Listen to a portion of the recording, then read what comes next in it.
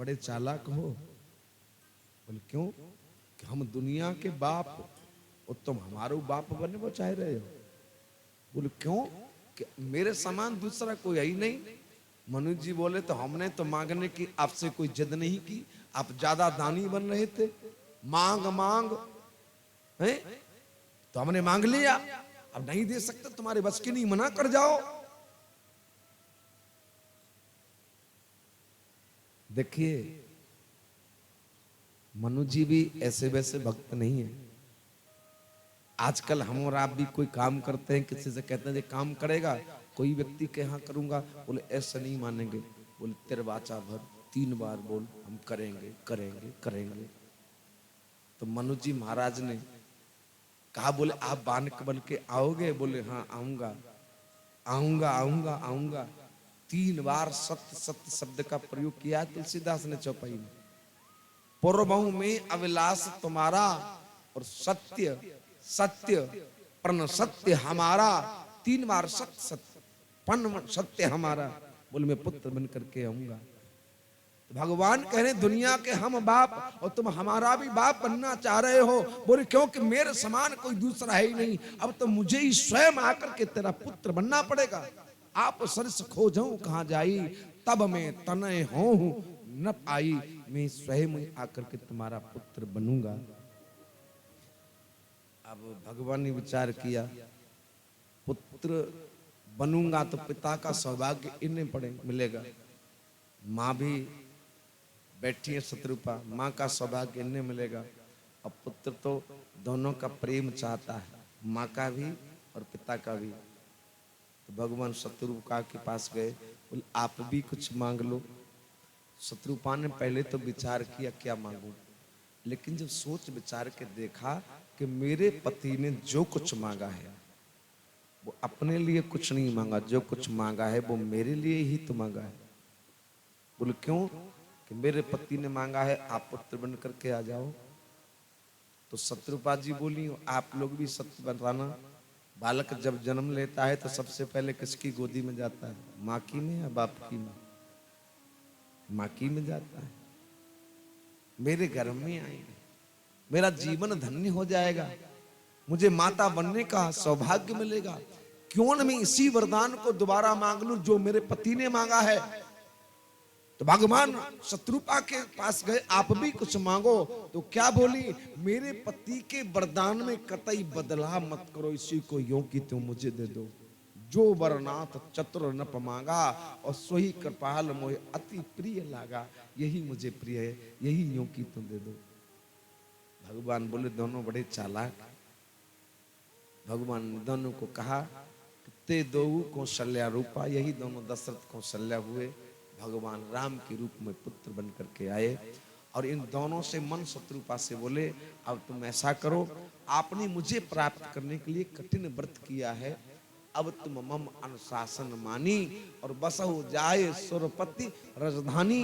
देवताओं की राजधानी अमरावती में निवास करो, कुछ दिन सुख भोगो, उसके बाद आप दोनों दशरथ कौशल्या के रूप में अयोध्या में होंगे, मैं राम के रूप में पुत्र बन करके आऊंगा। बोलिए भक्त भगवान की। अब देखिए वही दोनों दशरथ और कौशल्या हुए। एक दिन की घटना, महाराज दशरथ बैठे हैं और सामने सुमंत्री बैठे हैं।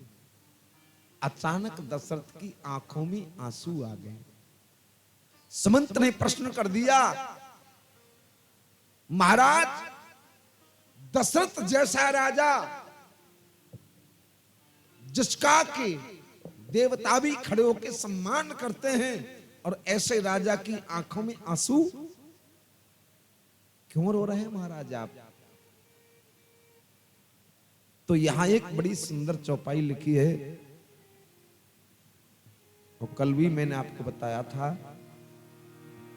एक बार भूपति मन माही, एक बार भूपति मन माही, भयो गिलानी मोरे सुत नाही। भयो गिलानी मोरे सुत नाही। भय हो गिलान मोरे सुत नाही। भयो गिलान मोरे सुत नाही। महाराज दशरथ दरबार में बैठे हैं, समंत से बोले, अरे समंत ये सब कुछ किस काम का?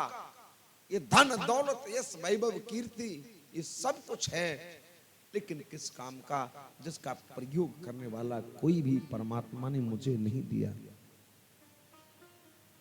कौशल्या भी आई, बोले तो महाराज कोई भी जीवन में कष्ट आ जाए, कोई भी दुख आ जाए, आपत्ति आ जाए, तो कभी भी आप लोग भी याद रखना, कभी भी अपने दुख को समाज के सामने मत रोना। हो सकता है मुंह पर तो आपको सहानुभूति देगा, लेकिन पीछे बोले अच्छा हुआ, ये बहुत बन भी रहा था, परिहास करता है।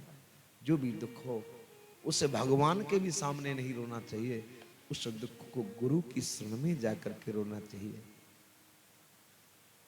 गुरु का स्थान देवता बताते हैं, गुरु गोविंद दोनों खड़े, काके लागों पाए, बलिहारी गुरु आपकी जो गोविंद दियो बताए।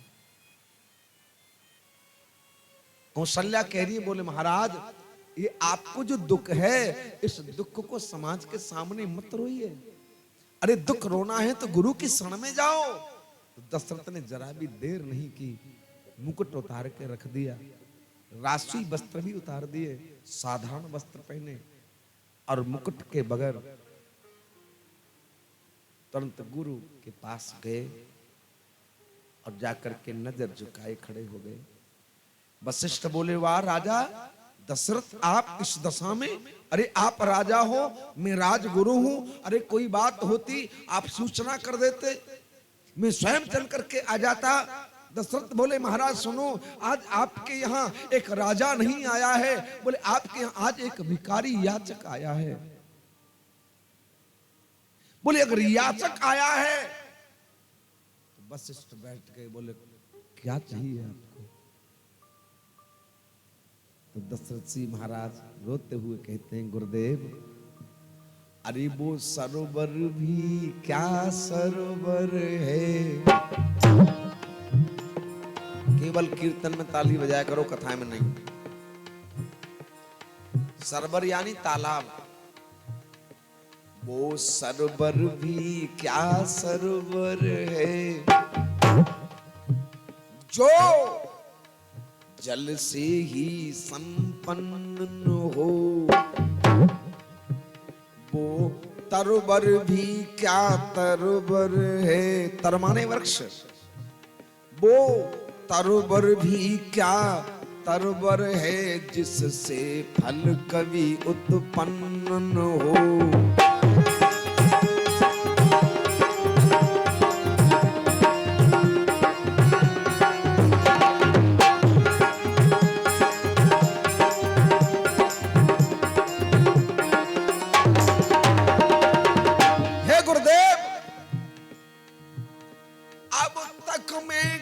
चुका ब्याह 3,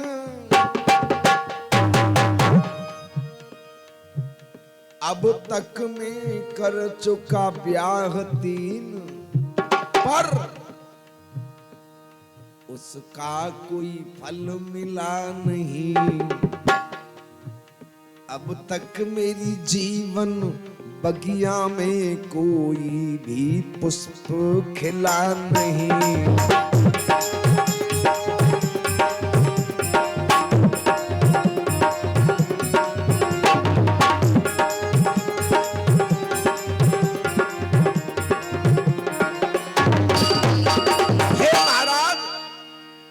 तालाब किस काम का, जिसमें कभी एक बूंद पानी ना आए, और वो वृक्ष किस काम का, जिस पर कभी फल न लगे।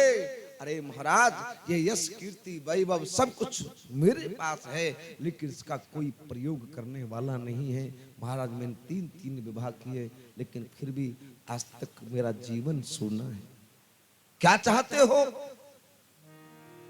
तो दशरथ जी कह रहे हैं, अरे कम से कम एक पुत्र ही हो। हे गुरुदेव, कम से कम एक पुत्र ही हो, जिससे रघुवंश चले अपना,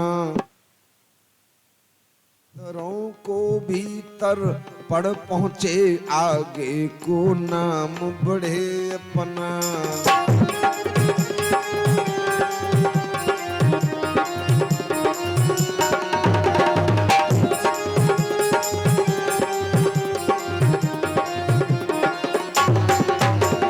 बोले महाराज, पुत्रों को जलदान तर्पण करने वाला, मेरे वंश को आगे बढ़ाने वाला कम से कम एक ही पुत्र हो जाए।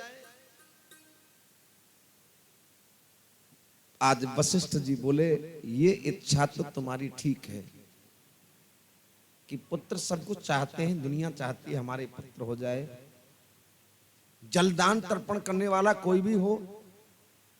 लेकिन राजेंद्र, ये एक विचार तुम्हारा बहुत गलत लगा है मुझे। बोले कौन सा? कि जिससे रघुवंश चले अपना, मेरा नाम चल जाए, ये विचार गलत है राजेंद्र, व्यर्थ है यह विचार, बेटा नहीं नाम चलाता है। अरे हो जाए एक पुत्र अगर घर में, वो तो घर कोई शमशान बनाता है।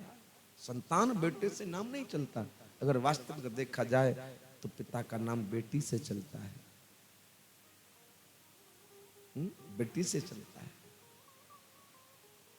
चार कुलों का नाम उजागर करती है, बेटा केवल एक कुल का ही नाम उजागर करता है। पियर का, ससुराल का, ननिहाल का, एक पुत्र से चार कुलों का नाम चलता है। और बेटे से अगर नाम चलता तो ध्रुव प्रहलाद आदिकों का क्या पुत्रों ने नाम चलाया है। अरे अब तक उन महान भावों ने अपना जस आप कमाया है।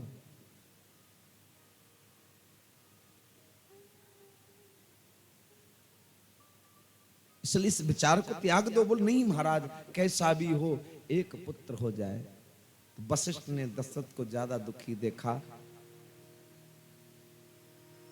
तो कहा, सुनो आपके एक पुत्र नहीं होगा। बोले तो कि धरहु धीर,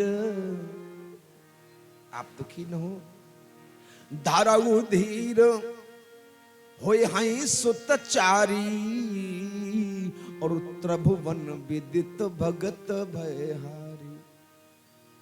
आपके एक नहीं चार चार पुत्र होंगे।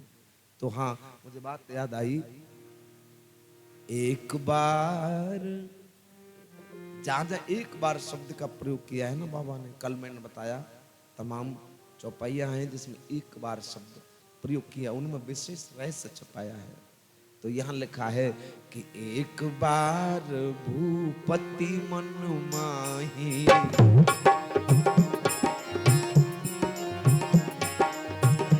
एक बार भूपति मन माही, एक बार भूपति मन माही, एक बार भूपति मन माही, एक बार भूपति मन माही, एक बार भूपति मन माही।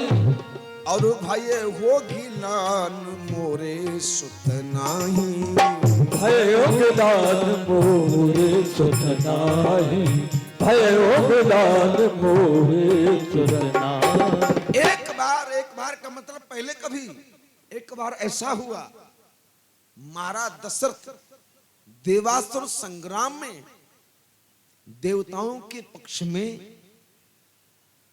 युद्ध करने जा रहे।